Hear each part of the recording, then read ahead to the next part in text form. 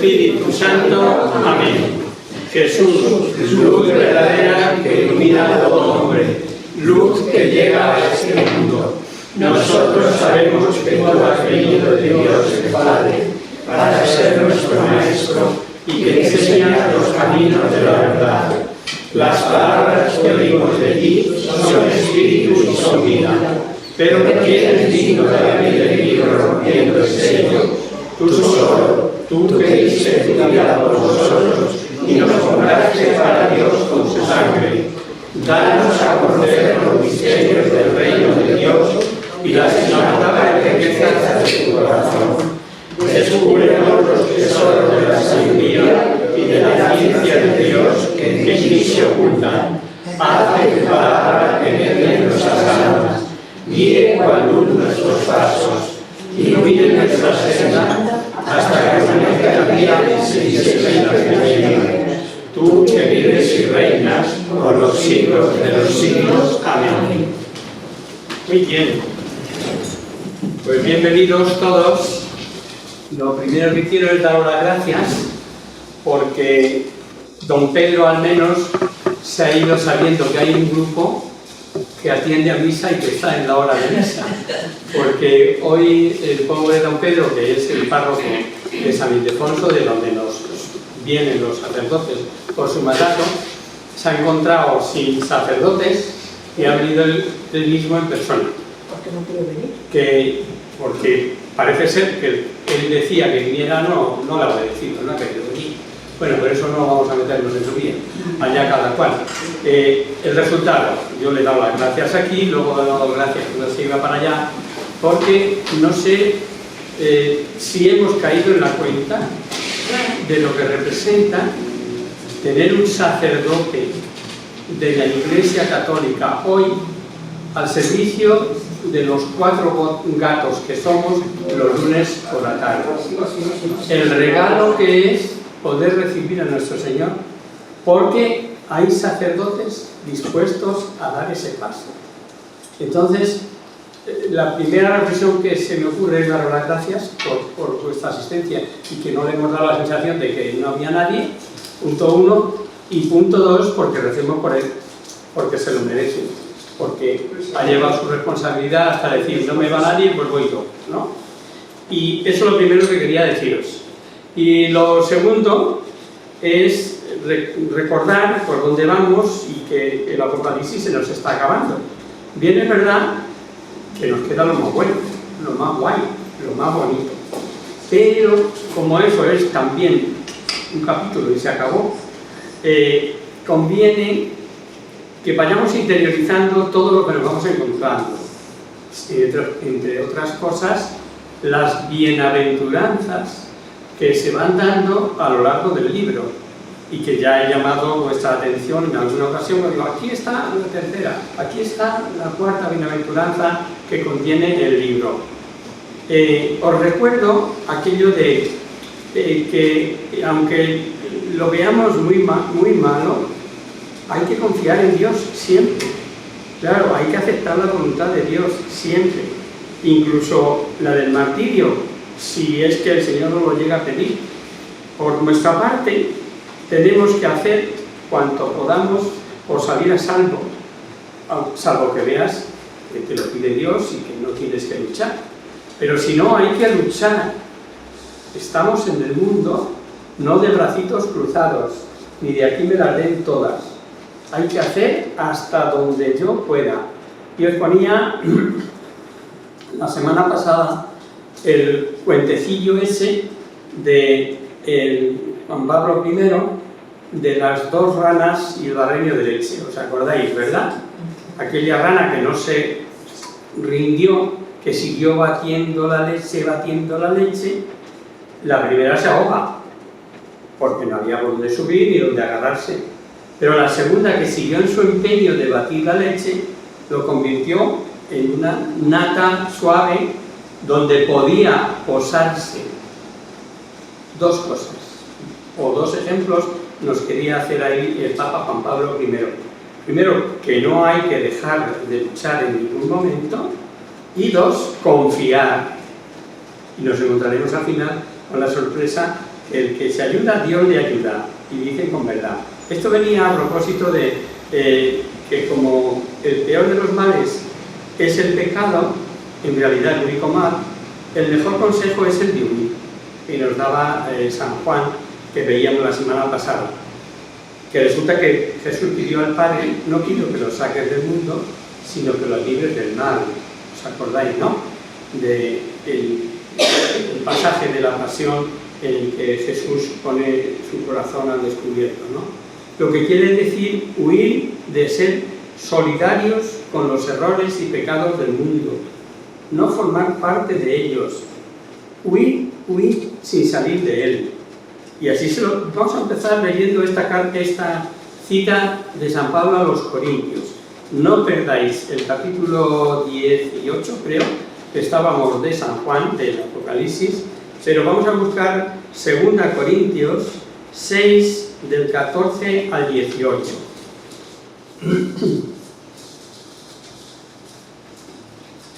En el que se refiere Pablo de que era una ciudad corrompida, como sabéis, Corinto, y no quería decir que se fuesen lejos de Corinto, sino salir de entre ellos, de los pecadores, y que os apartaseis. Segunda Corintios 6, capítulo 6, 14 al 18.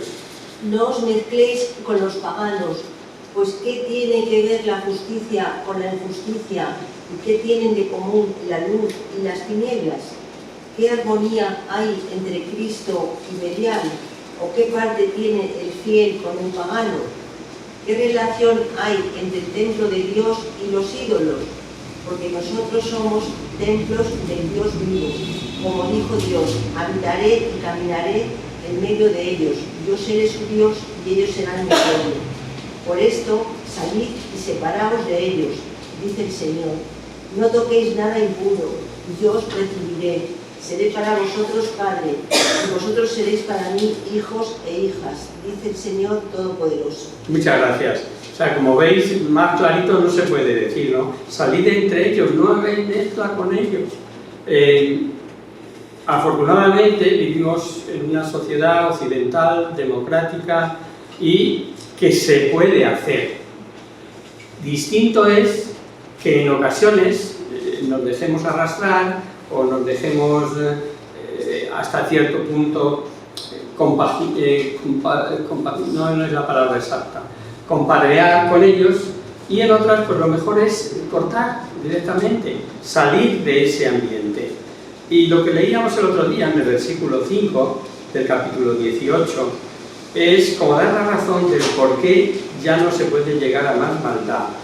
Y por ello, de nada valdrá el que la misericordia de Dios no tenga límites. Pero aferrados al mal, ¿el problema cuál es? Pues que no aceptan su perdón y sus pecados se amontonan hasta llegar al cielo. Dice el texto, y fijaos que es entonces cuando dice que Dios se acordó de sus pecados. Dios, que olvida los pecados de quienes se arrepienten, como vemos en varios textos de la Sagrada Escritura, repiten cuando ya nada se puede hacer por cambiar los aferrados al mal, cuando vemos en la Biblia esta metáfora de acordarse de sus iniquidades, el castigo expresado con mentalidad judía es, según el derecho judío, restituir con el doble. Eso ponía en Éxodo 6:7. Y esto se lo sabía muy bien Zaqueo. Cuando converso, Jesús le manda bajar del árbol, dice: hoy cenaré en tu casa. Sabiendo esa cita del Éxodo, o acordándonos de esa cita de eso, que la ley mandaba restituir el doble de lo que habían robado, entendemos mejor las palabras de Zaqueo, que dice: y al que haya robado, le restituiré 4 veces. O sea, que la conversión de Zaqueo era conforme de verdad a la justicia de Dios. Veréis que se repite la doctrina de la justa remuneración. El castigo de los condenados no es el mismo tampoco para todos. Ya Jesús dijo que Corozaín sería tratada con más rigor que Sodoma y Gomorra. E igualmente, cuando puso el ejemplo de 2 malos servidores, dijo: recibiría mayor número de azotes el servidor que mejor sabía la voluntad del dueño. Esto lo leemos en Lucas 12, ¿no? El curso que veíamos el año pasado. Así hemos escuchado: cuando se envaneció y entregó al lujo, darle otro tanto de duelo y tormento. Y finalmente, sobre esta doctrina, como aquí no hay ningún poderoso, ahí va esta cita del libro de la sabiduría: los poderosos serán poderosamente castigados. Si soy sincero, al creer que aquí no hay ningún poderoso, ¿a qué viene que os dé esta cita del libro de la sabiduría? Pues viene para los que no somos poderosos, pero porque no podemos, y tal vez lo deseáramos. Y entonces, pues cada uno que nos apliquemos el cuento. Vamos a seguir leyendo donde nos habíamos quedado, del capítulo 18, del 9 al 19.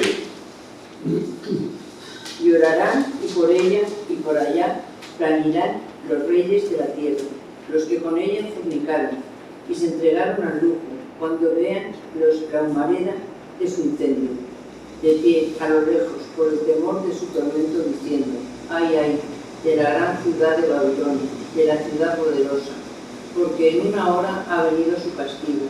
Y los mercaderes de la tierra lloran y se lamentan por ello, porque ya nadie compra su cargamento de oro y de plata, y de piedras preciosas y de perlas, y de lino y de púrpura, y de seda y de escarlata, toda clase de madera aromática, y todo género de objetos de marfil, y todo género de objetos de madera preciosa y de bronce, y de hierro y de mármol. ¿Dice el 19? Ah, no, hasta el 19. Sí. Canela y plantas olorosas, perfumes, mirra e incienso, vino y aceite, flor de harina y trigo, ganado mayor y ovejas, caballos, carros y esclavos, y personas, y sus frutos maduros, tan apetecidos por ti, se fueron lejos de ti, todo lo precioso y espléndido, se perdió para ti, y ya nunca jamás lo encontrarán. Los mercaderes de estas cosas, los que se enriquecieron con ella, se detendrán a lo lejos por miedo a su tormento, llorando y lamentándose, y diciendo: ay, ay, ay de la gran ciudad, la que se vestía de lino y púrpura y escarlata, la que se adornaba con oro y plata y piedras preciosas y perlas, porque en una hora quedó devastada tanta riqueza. Hasta ahí. Todos los pilotos, todos los que se dedican al cabotaje y las tripulaciones y cuantos bregan en el mar, se detuvieron a lo lejos. Muy bien.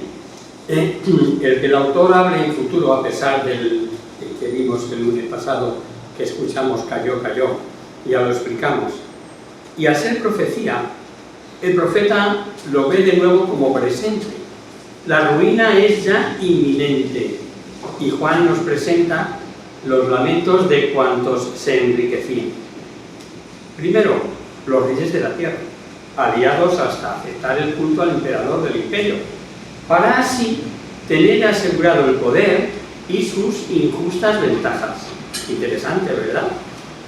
Gritos y lamentos de cuantos se ven afectados en sus bolsillos, siempre los famosos dineros.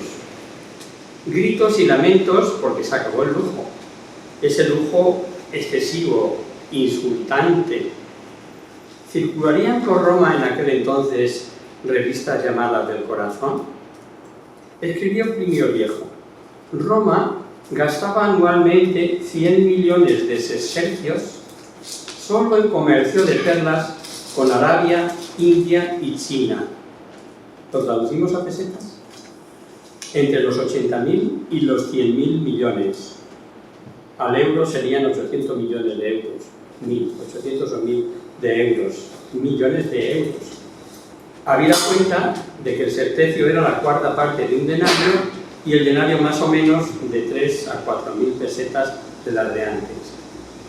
Cuando uno lee sobre aquellos lujos de muebles de maderas exóticas, con joyas incrustadas, cruce de regalos, de figuras de oro macizo, perfumes como el cinamomo, una sola libra valía cerca del 1.000.000 de pesetas. No extrañan los ayes por los que pierden, lamentos de los marinos, decían su agosto, habla de los cabotajes, y se hacían ricos gracias al comercio y la trata de esclavos de ellos en muchas ocasiones, esclavos para ser sometidos a aberraciones sexuales o a la arena como gladiadores para diversión de la ramera. Pero bueno, a mí que me importa, yo traigo mi bodega llena de esclavos y cobro, y eso se me acaba.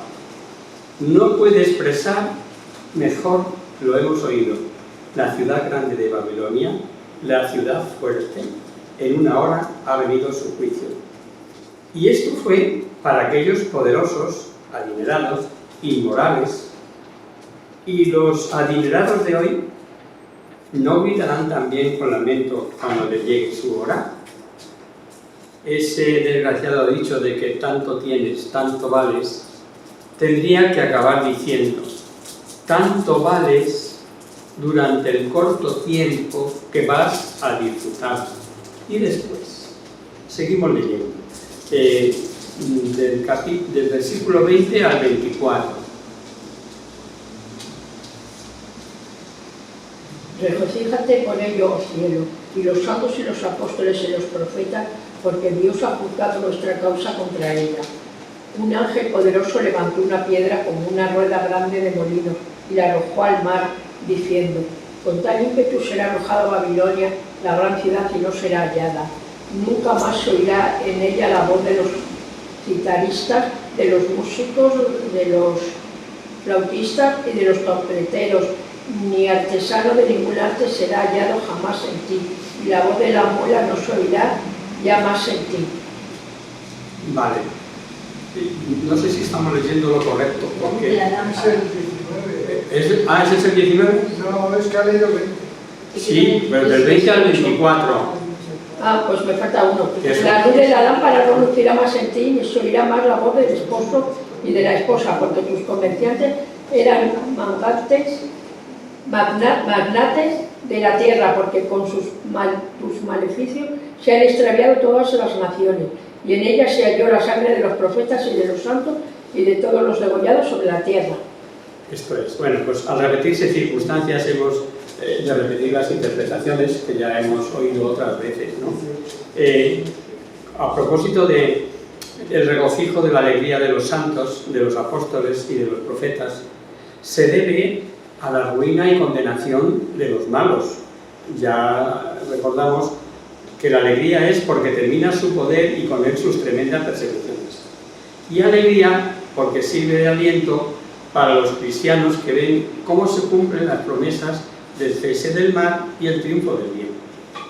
Y por otro lado, que la justicia divina ha sido cumplida, que si atributo divino es su misericordia, también lo es el de la justicia.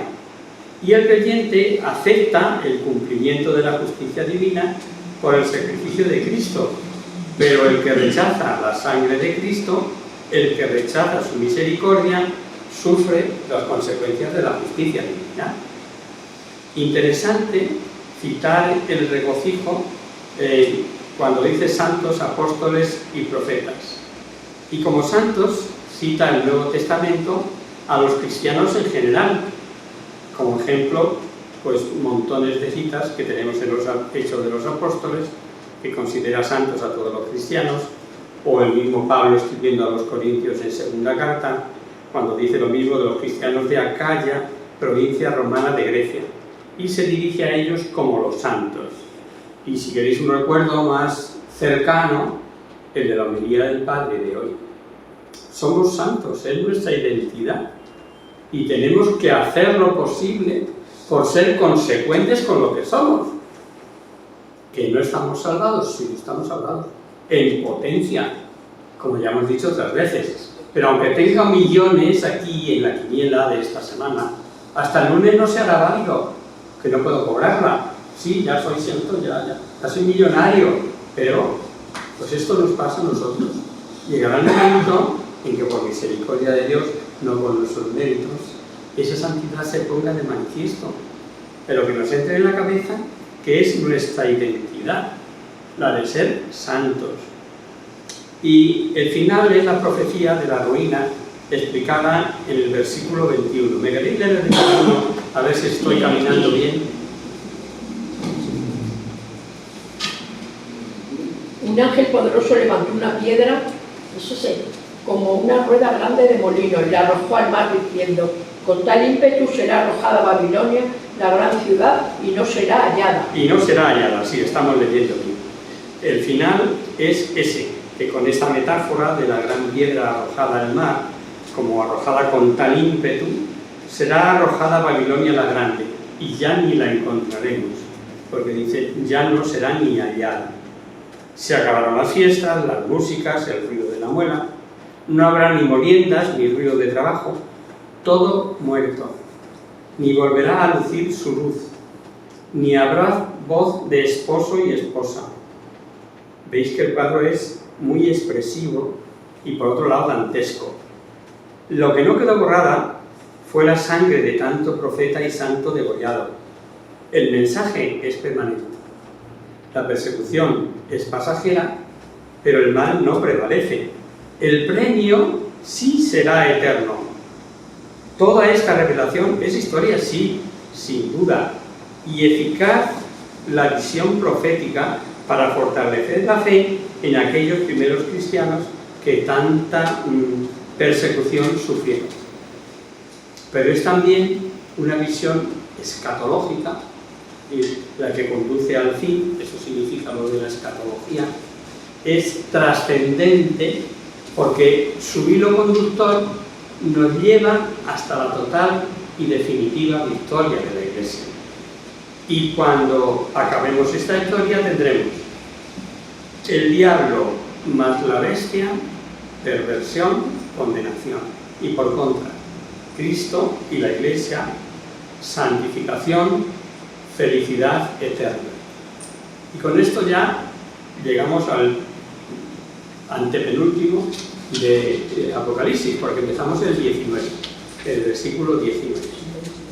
Y comienza este capítulo con un cántico triunfal en el cielo. Exultación de los santos. Ha llegado la hora de las bodas del Cordero.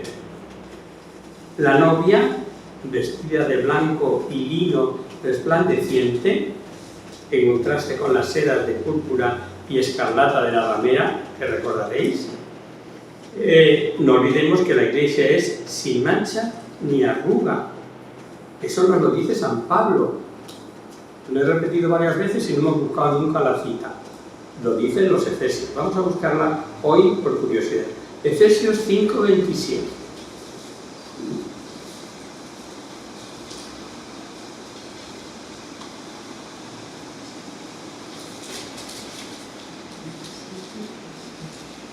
Para prepararse una iglesia gloriosa, sin mancha ni arruga, ni cosa parecida, sino santa y perfecta. Esto es. Hay, como veremos, todo un aire de fiesta litúrgica por esta boda de Cristo y su Iglesia. En violento contraste con los lamentos del capítulo anterior que veíamos con la Roma hecha desaparecer, de esa piedra final que hemos leído que desaparece. Ahora se escuchan cánticos de triunfo por la ruina de Roma. Y Juan no dice ahora ver, sino oír. Y oye el aleluya, el alabad a Dios a una inmensa muchedumbre. Los lamentos del capítulo anterior eran, recordaréis, de negociantes, de poderosos, de fornicarios, los privados de sus poderes, de sus placeres, de sus dineros, y les duró poco la alegría. Sin embargo, la de los salvados será eterna. La victoria está asegurada, pero hay una duda: ¿victoria parcial o victoria final? Porque de la misma manera que Jesús en su discurso escatológico no aparece separada la ruina de Jerusalén, que fue en el año 70, y el fin del mundo, que está por llegar, tampoco aquí separa San Juan la caída de Roma del fin del mundo, lo que hemos de tener en cuenta al escuchar el texto. Ya sabemos que el Apocalipsis, como en las grandes teofanías, cuenta con temas conceptuales y que se van repitiendo con nuevas variantes. Vamos a empezar a leer este capítulo 19, los 3 primeros versículos. 19 del 1 al 3. Después de esto, oí como un gran clamor de numerosa multitud en el cielo que decía: Aleluya, la salvación y la gloria y el poder son de nuestro Dios, porque verdaderos y justos son sus juicios, pues juzgó a la gran prostituta, la que corrompía la tierra con su fornicación, y vengó en ella la sangre de sus siervos. Y segunda vez dijeron: Aleluya, y su humareda sube por los siglos de los siglos. Los 24 ancianos. Ahí es el 3, hasta ahí, eso es. Hemos oído bien, los que cantan el Aleluya son muchedumbre numerosa. Y ahora vamos a pegar otra vez un salto a Lucas. ¿Os acordáis cuando preguntaron a Jesús: Señor, ¿son pocos los que se salvan? La contestación dice mucho, lo recordamos. Lucas 13, 22 al 27.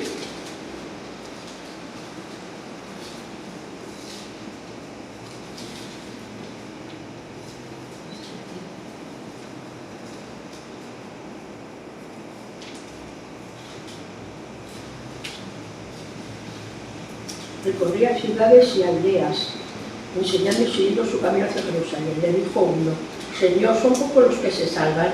Él le dijo: esforzaos a entrar por la puerta estrecha, porque os digo que muchos serán los que busquen entrar y no podrán.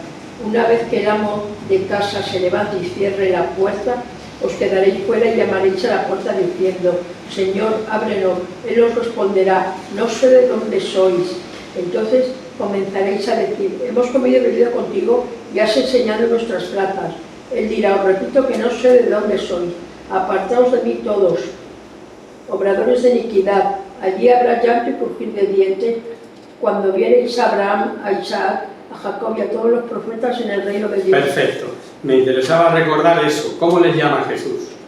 Obradores de iniquidad. Esto contesta bastante. No dice si pocos, si muchos, pero el versículo 27 es elocuente, en donde dice que solo se condenan los obradores de iniquidad. Esos son los que se quedan fuera.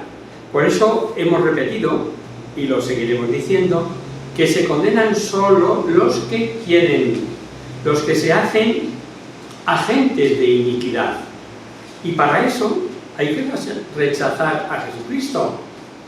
El Apocalipsis parece sí contestar a la pregunta que hicieron a Jesucristo, y así son pocos los que se salvan.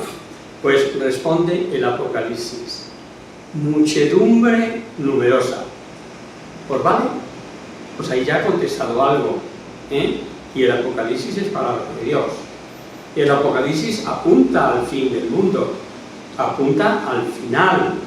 Luego, ya tenemos la respuesta y la contrarrespuesta, el por qué no se salva. Porque se hacen, o somos, vamos a meternos todos, aunque la misericordia de Dios nos saque de ese fango, obradores de iniquidad. Daros cuenta que en la doxología, salud, gloria, etc., se repite lo de salud y salvación. Así lo vimos en el capítulo 7, en el capítulo 11, en el capítulo 12. Es que la salvación o salud que ellos ya han obtenido lo atribuyen a Dios y al Cordero. Volvemos a repetir que solo Dios salva, y como salva a cuantos aceptan su salvación, ya sabéis los demás sobre los condenados. El versículo 2 de los 3 que nos ha leído Josefina, no creo que los dos la ha leído, pudiera tener una gran revelación. Por un lado dice: verdaderos y justos son tus juicios, porque has condenado a la manera. ¿No os parece que si Dios juzga con juicio justo, no se salvaría nadie? Nadie. La cosa no ofrece duda. Si Juan ve salvado a una inmensa muchedumbre, si el juicio es justo y verdadero, si según atributo de Dios, entre los que está la justicia, puede sufrir decremento, es que la justicia de Dios ha quedado satisfecha. Qué bien lo anticipó el Espíritu Santo cientos de años antes, valiéndose de Isaías al revelar la redención vicaria, que la veremos en esta cuaresma. No se nos olvide que estamos en tiempo de cuaresma, que estamos en plena ascesis, que la cuaresma no es el miércoles de ceniza y luego los viernes que nos vayamos encontrando, y posiblemente lo hayamos ya tipificado con que hoy toca pescado y hacer un poquito de ayuno y oración y limosna, pero eso es para toda la cuaresma. Para hoy, que es lunes, para mañana, que es martes, también, para todos los días. En todos los días, oración, ayuno, limosna, en todos. Y en el capítulo 53, Isaías, cuando habla de quién redime y cómo redime, porque es una joya todo el capítulo 53 de Isaías, pero una joya que parece que tenía la bola de futuro escribiendo, porque nos va a decir en ese capítulo 53 de el vicario de Cristo, sobre mis espaldas araron, o sea, es el Mesías doliente, pero perfectamente definido, porque luego así ocurrió. Por tanto, también no dejemos de mano este profeta Isaías y el Cordero que paga por todos nosotros, ¿no?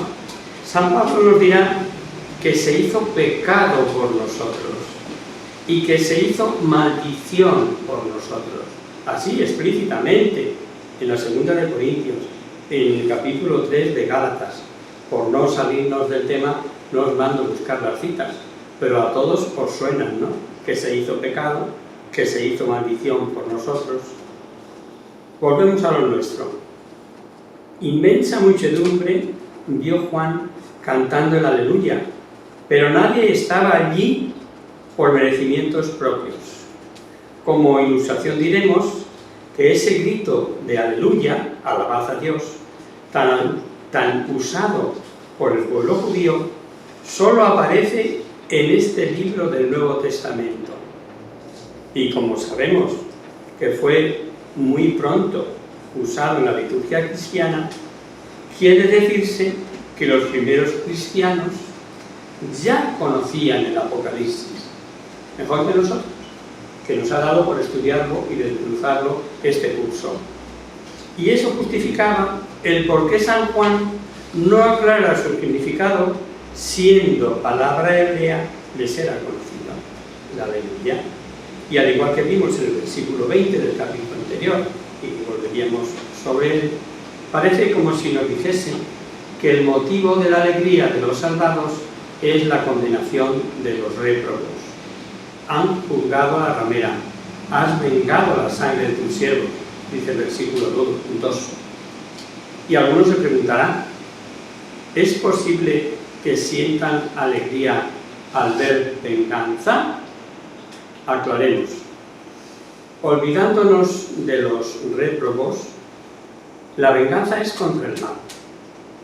Es el mal el que ha sido destruido. Y esto es causa de inmensa alegría. Y es que no puede interpretarse de otra manera, porque supondría, como dice Barsotti, sofocar cuanto hay de bueno en las almas, en nuestras almas. No, la venganza de los santos es la restauración del orden violado. Podemos entenderlo mejor si decimos el bien ha sido vengado.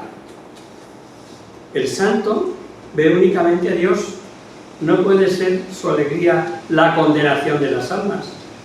Luego la alegría, en consecuencia, es de la visión de Dios.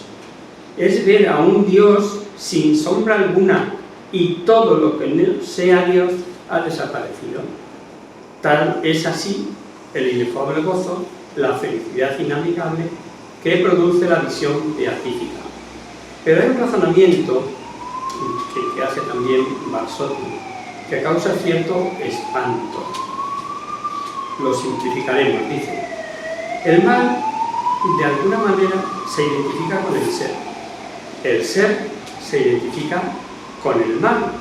El obrador del mal, o sea, es el pecador, es de alguna manera el mal encarnado en ese pecador. Luego, el aniquilamiento del mal se convierte en condenación del pecador. Y este autor termina el comentario con estas palabras que os decía que causan espanto. ¿Cómo es posible eternamente una oposición de la criatura a Dios? Se trata de un misterio sublime y terrible a la vez, de un pavoroso misterio que al mismo tiempo revela hasta qué punto es serio el amor de Dios.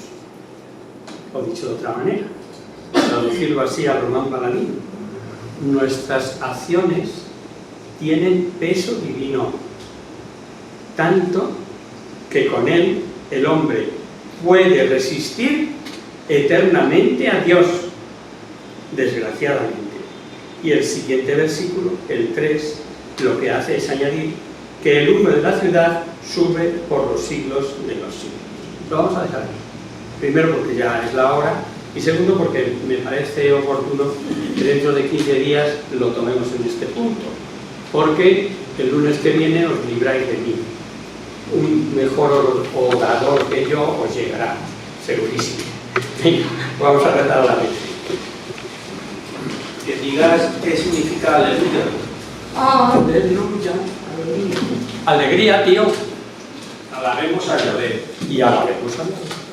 ¿Pero por qué? ¿Por qué alegría? Alabemos a Dios. Claro. Venga, en el nombre del Padre, del Hijo y del Espíritu Santo. Amén. Virgen, bella como la luna, bendita del cielo, y cuyo rostro serían los santos, siempre los santos. Haz que nosotros, tus hijos, nos parezcamos a ti, y que nuestras almas reciban un rayo de esa belleza tuya, que no decae con los años, sino que brilla la verdad. Mañana sol del cielo, despierta tú la vida donde haya muerte, e ilumina los espíritus en que haya tinieblas. Reflejándote en el rostro de tus hijos, concédenos un destello de tu luz y tu favor.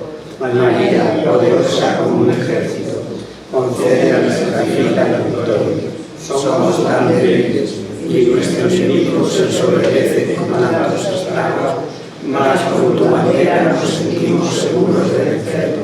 Él conoce el poder de tu bien y tiene la majestad de admirarla. Sálvanos, María, bella como la luna, única como el sol, temible como un ejército ordenado, levantado en pie de guerra, no por el odio, sino por la